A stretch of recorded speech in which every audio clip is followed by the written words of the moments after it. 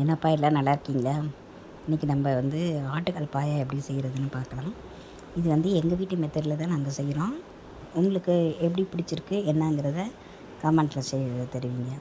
ஒரு ஆட்டுக்கால் வாங்கியிருக்கேன். இதை நல்லா சுத்தம் பண்ணி கடையிலே சுத்தம் பண்ணி கொடுத்துட்டு வாங்கிட்டு வந்தாச்சு. இப்போ அது என்ன பண்ணோம், கொஞ்சமாக லைட்டாக தண்ணியை கொஞ்சம் வெதுவெதுப்பாக வச்சு இந்த ஆட்டுக்கால் அதில் போட்டு அதில் இருக்க அந்த கருப்பு எல்லாத்தையுமே நல்லா க்ளீன் பண்ணிகிட்ருப்போம். இதை க்ளீன் பண்ணுறதுக்கே எனக்கு ஒரு 1/4 மணி நேரம் ஆயிடுச்சுப்பா.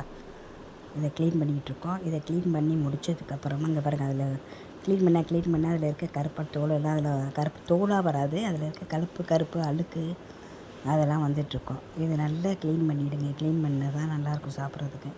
க்ளீன் பண்ணி முடிச்சுட்டு கொஞ்சமாக மஞ்சத்தூள் போடுங்க. கொஞ்சமாக மஞ்சத்தூள் போட்டு ஒரு 5 நிமிஷம் வச்சுருந்துட்டு அதுக்கப்புறமா மறுபடியும் தண்ணியை ஊற்றி நல்லா அலசி போட்டிங்கன்னா நல்ல ஆட்டுக்கால் நீட்டாக வந்துடும். சாப்பிட்றதுக்கு எந்த வாடையும் இருக்காது, நல்லாயிருக்கும். கொஞ்சம் க்ளீன் பண்ணுறதுக்கு தான் கொஞ்சம் லேட்டாகும், மற்றபடி சமைக்கிறதுக்கெலாம் கொஞ்சம் ஈஸியாகவே சமைச்சிடலாம். மஞ்சத்தூள் போட்டு நல்லா கழுவி எடுத்துகிட்டு வந்துட்டு பாருங்கள், நல்லா ஒயிட் ஆகிடுச்சு பாருங்கள். அதுக்கப்புறம் ஒரு குக்கரில் இந்த ஆட்டுக்காலை போட்டுட்டு கொஞ்சமாக தண்ணி வேகிற அளவு தண்ணி வச்சுட்டு இது என்ன வச்சுட்டு ஸ்லோவாக வச்சுருங்க. ஸ்பீடாக வச்சுட்டா தண்ணி தான் போகும் ஒழிய கால் வேகிறதுக்கு லேட்டாகும். அப்புறம் ஒரு ஸ்பூன் மஞ்சத்தூள் போட்டிருக்கேன். மஞ்சத்தூள் போட்டுட்டு வெங்காயம், தக்காளி, இஞ்சி, பூண்டு எல்லாம் ஒன்றா போட்டுட்டு அதை குக்கரில் மூடி வச்சிட்டிங்கன்னா ஸ்லோவாக வச்சிங்கன்னா 10-12 விசில் விட்டிங்கன்னா தான் அது வேகும். அதுக்கு முன்னாடியெல்லாம் அது வேகாது. அது மாதிரி ஸ்பீடாக வச்சிங்களேனாலுமே வேகாது. ஸ்லோவாக வச்சு அது பாட்டுக்கு வேக விட்டிங்கன்னா வெந்துடும். இன்னொரு அடுப்பில் என்ன பண்ணோம், பச்சை மிளகாயை கீறி போட்டிருக்கேன். ஏன்னா முழு பச்சை மிளகாயை போட்டிங்கன்னா அப்படியே பட்டுன்னு வெடிக்கும். அதனால தான் இந்த மாதிரி கீறி போட்டு வதக்குறது.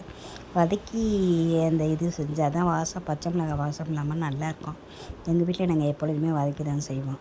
அதை வதக்கி எடுத்து வச்சுட்டு அதுக்கப்புறம் என்ன பண்ணியிருக்கோம்னா எண்ணெய் ஊற்றி பட்டை, கிராம்பு, வெங்காயம், தக்காளி, இதில் கொஞ்சம் லைட்டாக இஞ்சி, பூண்டு எல்லாம் ஒன்றா போட்டு ஒரு வதக்கி எடுத்து வச்சிட்டோம்.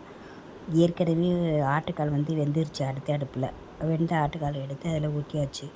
பச்சை மிளகாய் வதக்கி வச்சுருந்தோம் இல்லையா, அந்த பச்சை மிளகாயை அரைச்சி எடுத்து வச்சுருக்கேன்.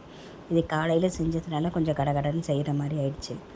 வதக்கி வச்சுருந்த பச்சை மிளகாயை எடுத்து அரைச்சி வச்சுருக்கேன். அந்த பச்சை மிளகாய் இதில் சேர்த்துட்டு அதுக்கப்புறமா ஒரு தேங்காய் மூடி ரொம்ப இது பண்ணல, கொஞ்சம் தான் செஞ்சதுனால கொஞ்சமாக தேங்காய் அரைச்சிக்கிட்டோம். அதில் தேங்காய், சோம்பு, கசகசா எப்படி கறி மசாலுக்கு அரைச்சி ஊற்றுவோமோ அது மாதிரி எல்லாமே ஒன்றா சேர்த்து அரைச்சி ஊற்றியாச்சு.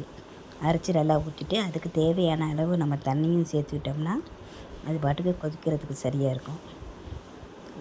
அரைச்சி அதுக்கு கொஞ்சம் தேவையான அளவு தண்ணியும் சேர்த்துவிட்டு மசாலாவை சேர்த்துட்டு அப்புறம் தண்ணி சேர்த்தோம்னா மசாலா போய் அதில் நல்லா பிடிச்சிக்கும். அதுக்கு தேவையான அளவு உப்பும் போட்டாச்சு. அப்புறம் தேங்காவை அரைச்சி அதையும் எடுத்து தனியாக ஒரு கிண்ணியில் வச்சுருக்கேன். பார்த்திங்களா, அது தேங்காவை தான் அரைச்சி வச்சுருக்குது.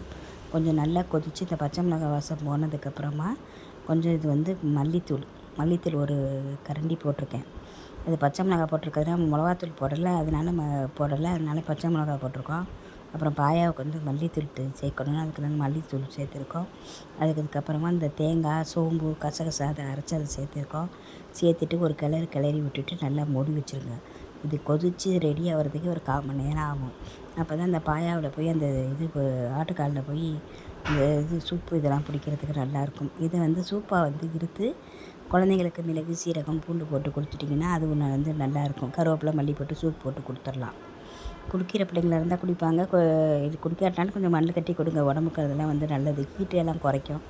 செஞ்சு முடித்ததுக்கப்புறம் இந்த இதை பண்ணி முடிச்சாச்சு. இது இட்லியோட சாப்பிட நல்லாயிருக்கும். அதே மாதிரி இடியாப்பத்தோடையும் சாப்பிட நல்லாயிருக்கும்.